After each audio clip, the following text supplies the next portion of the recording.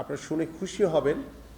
যে আমরা সকল স্পোর্টসকে সমান গুরুত্ব দিচ্ছি। সেখানে ফুটবল, সেখানে ক্রিকেট, সেখানে হকি, সেখানে আমাদের আর্চারি, আমাদের ভলিবল, হ্যান্ডবল, সাঁতার থেকে শুরু করে সকল স্পোর্টসকে আমরা সমান গুরুত্ব দিয়ে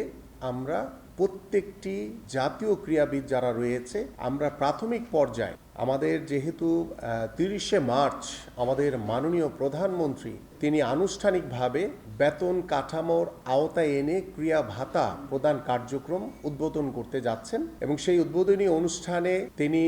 সকল খেলোয়াড়দেরকে বেতন কাঠামোর আওতায় নিয়ে আসবেন। পাশাপাশি আমাদের ক্রিয়া কার্ড প্রদান করা হবে এবং 25 যে জানুয়ারি থেকে শুরু করে আজকে পর্যন্ত যারা সাফল্য অর্জন করেছে তাদেরকে আমরা পুরস্কৃত করব এবং তারা যে বাংলাদেশের জন্য আন্তর্জাতিক অঙ্গন থেকে যে সাফল্য নিয়ে এসছে সেই সাফল্যকে উৎসাহিত করার জন্য আমরা সেই সকল ক্রীড়াবিদদেরকে আমরা পুরস্কারের মাধ্যমে তাদেরকে উৎসাহিত করব ইনশাআল্লাহ। ঠিক এইভাবে আমরা চিন্তা করেছি যে আগামী 30শে মার্চ সকাল 10টায় আমাদের মাননীয় প্রধানমন্ত্রী জাতীয় ক্রীড়াবিদদের বেতন কাঠামোর আওতায় এনে ক্রিয়া ভাতা প্রদান কার্যক্রম উদ্বোধন,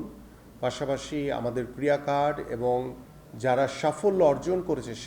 সে সকল ক্রীড়াবিদদেরকে আমরা পুরস্কৃতর মাধ্যমে আমরা আমাদের যে আগামীর বাংলাদেশের যে ক্রীড়াঙ্গনকে আমরা সর্বোচ্চ গুরুত্ব দিয়ে আমাদের মাননীয় প্রধানমন্ত্রী